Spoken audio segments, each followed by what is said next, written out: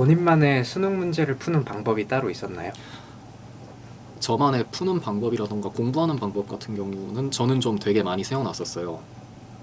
먼저 수학 같은 경우, 수학은 저는 재수를 하면서 가장 많이 이제 성적을 올린 과목이거든요. 현역 때 수능에는 수학이 5등급이 나왔는데 재수 때 수능은 2등급 상위권까지 올렸던 기억이 있습니다.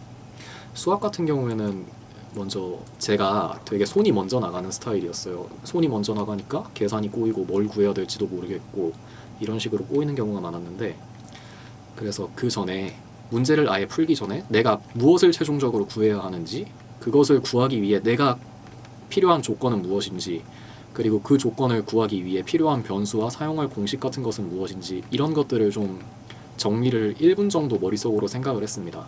생각을 하고 그 다음에 이제 문제를 풀려고, 어떻게 풀지를 먼저 생각을 하고 문제를 풀려고 했어요.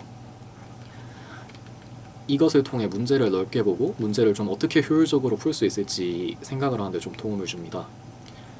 저는 이걸 견적을 낸다라고 하는데, 만약 이런 견적이 2분을 넘어가면은 이제 저는 그 문제를 실제로 안 풀고 좀 건너뛰어요. 시간을 아끼기 위해서. 국어의 경우에는 선지 쪽에 집중을 하면 좋습니다. 비문학의 경우에는 보통 옳은 것을 고르는 것과 옳지 않은 것을 고르는 두 가지 유형으로 크게 나눌 수 있는데, 뭐 예를 들어 옳은 것을 고르는 경우에는 모든 선지를 하나하나 꼼꼼하게 확인을 하려고 합니다.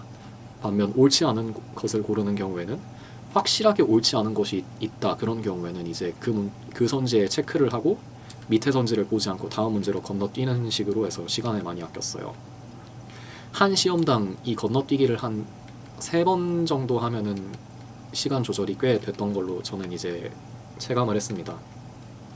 다만 이때 본문에 없어서 아니다라고 하는 경우에는 건너뛰지 않고 끝까지 다 확인을 했는데요. 왜냐하면은 본문에 없는 것은 제가 몰랐을 뿐이지 아마 이제 실제로는 있는데 제가 못 찾았을 확률이 이제 생각보다 높아가지고 다른 선지까지 확인을 해서 확실하게 아닌 것을 찾으려고 노력을 했습니다.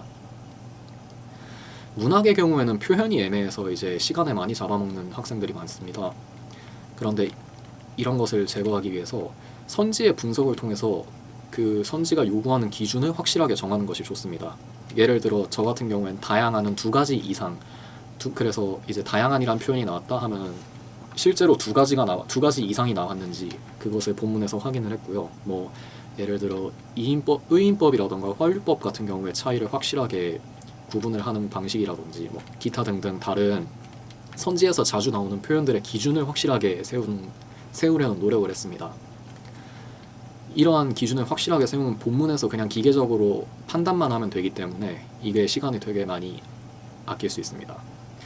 수능 문학은 애매하면 안 된다는 것이 가장 중요한 원칙입니다.